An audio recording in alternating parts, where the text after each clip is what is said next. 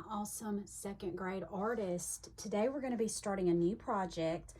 We are going to be creating these texture printed loons. So a loon is a type of bird. It's kind of like a duck. It's not a duck, but it's sort of like a duck. And I'm going to show you a picture of a real one in a minute. But we're going to be creating those. We are going to learn how to do some printing. We're going to do stamping, which will create these textures on our loon and make him look really neat. So before you begin this lesson, teachers, in your lesson plans, there's a YouTube video called Story Time, Papa Loon and Little Loon, and Becca is in quotation marks. That's in your lesson plans. It's a good little story about a loon for the children to watch. And then I wanted to show you a picture of a loon. So this is a loon in real life. And loons are a type of bird that are found in North America, which is the continent that we live on. Look at this map. This is the whole world. And we live here in North America. And so loons are found all over North America. And like I said, they kind of look like a duck. They swim on the water like a duck. Their body is shaped like a duck. They like to dive in the water and catch fish. They are really known for, look at the eye. You can kind of tell that it's reddish, and we're going to be making some red eyes, and you can even change yours up and be a different color. But they're also known for these beautiful patterns on their body. Their body is black, and then they have these white markings all over it. And we're going to be creating some markings on our black loon using stamping. So that's going to be a lot of fun. So to begin with, teachers, your students will need to make a background for their loon. And I have already made one. I just wanted to show you. We're going to be using 9x12 watercolor paper. Let them put their name label on the back. And then we're going to be using our fluorescent tempera paint. It's really pretty and bright. I've got green and blue here. And the way that I did this is, teachers, you just come in, squirt some dots of each color on the paper directly on there. You do that for the students. Let them take a paintbrush, go all around, and then some texture scrapers over it and create their beautiful painted paper. They really enjoy doing that. Set those aside and let them dry. The next step will be creating our loon. So you're going to give each student a piece of black construction paper. I think I'm going to move this black for just a minute so you can see, so it shows up so you can see how big it is and everything. And we're going to draw our loons. So I'm going to help you. And teachers, if you're having some students that are struggling with the size of their loon, just really having a hard time with it, it's okay for you to make a template for some of the students. But I'd love for most of them to draw the loon themselves. So here's how we draw the loon. We're going to use either a white oil pastel or white crayon, white colored pencil, something that'll show up, and we're going to draw our loon.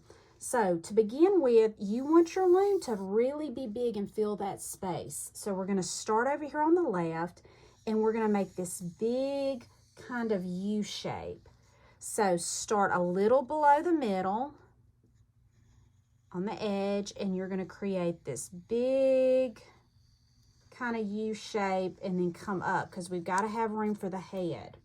So we're going to come up a little bit higher than we started. Then we're going to come over here and we're going to come out and make a pointy beak. Okay. Now we're going to come off of the beak and make the head. It goes all the way to the top and then it comes down. See how it's starting to look like that? And then we're just going to connect the body to the tail. And that's our loon shape, okay? So now we're going to cut it out. So teachers, let the students cut theirs out. And what we're going to do, so we don't see those white lines later, is the one that we glue on our paper, we're going to flip it over. So let the students, this is a pretty easy shape to cut out. It's great practice for the students using their scissors. So let them cut their own out. Even if you used a template, let them cut their own loon out. They need practice using their scissors. And it's okay to sometimes use templates. We want to try to not do that as much as possible, but sometimes we need that for our confidence. Need a little help, and that's okay. I'm just cutting this out, and you do see some of my white lines, but when we go to put this glue down, we're going to cut him that way. He'll just be facing a different direction, but that's no problem. Okay, now we need an eye for this loon. So I've got some red construction paper and some black. But, you know, I thought it might be fun. If you don't want yours to have a red eye, this is your loon, so you can do him however you want. So you decide. Now, I can just cut out a circle without even really tracing one. But if your students need to trace one, it's okay. We're just going to draw a circle shape and then cut it out. And just like you did a minute ago, I need to make sure I'm staying on camera. Just like you did a minute ago, we're going to flip it over so you won't see these white lines. Make sure the students understand that before they glue them on there. So it'll just go right there. And I'm going to put a little bit of glue. I've really kind of gotten into using this Elmer's glue more than glue sticks because I find lately that the glue sticks don't seem to do as good. We'll use them some, but I've really been trying to use this Elmer's glue as much as possible. Okay, so we're going to glue that right there. And then we need to make the black circle that's going to be a little smaller for the inside of the eye. So I'm going to cut that out now. I'll do the same thing. Remember, when you cut, boys and girls, turn your paper. Just turn your paper as you go. All of this is good cutting practice for our students. And then we flip it over, and then we're going to glue that. I'm going to go over here and put some more of this Elmer's glue dot. You just need a little dot. You don't need a lot. And then we're going to glue that there. Okay. In a minute, we'll come back and make a little white dot for reflection. So now it's time to make some of those pretty patterns on our loon. So teachers, this is the one that I did, and I have sent for you some different textures. You may also find things in your classroom. I have some bubble wrap. I have some corrugated cardboard pieces. I have just some regular cardboard pieces that we're going to use the edge. Caps from markers would be great. Just anything that you have that might have some texture if you want to be creative and let the students print that. Okay, so I'm going to start. I think I'm going to put some dots on for the body. So I am going to get my bubble wrap and hold it like this. And I have got some white paint over to the side. And I am just going to, you would just let the students paint on the bubble wrap. And I think you can probably reuse this several times, but they need to kind of paint thick because once the paint will come off, or some of the paint will come off when you print it. Then you let the students flip it over,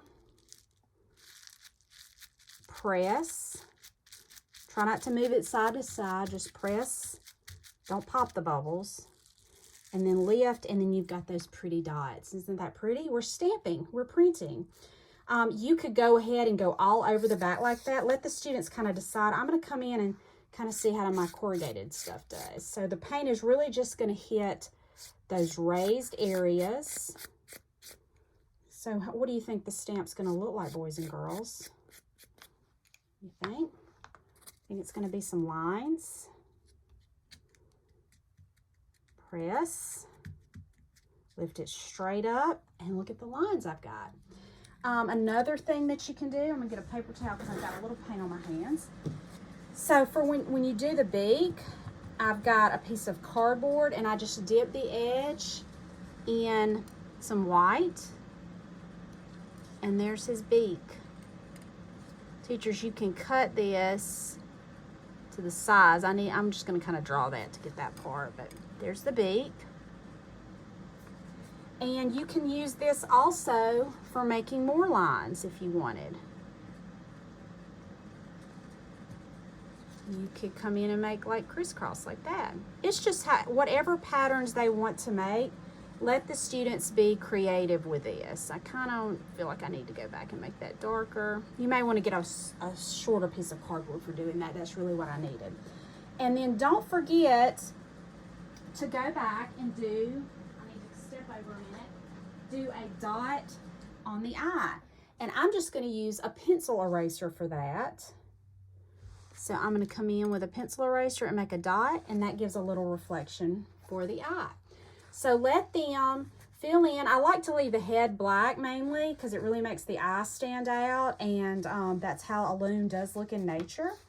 Then you will, once it's all finished, you will glue it to your background. But we need a little something else just to make this look like it's in its habitat. A habitat is where an animal lives. So on this one, I used some tissue paper, and I'll send some tissue paper. So I thought we could kind of brainstorm some different ideas.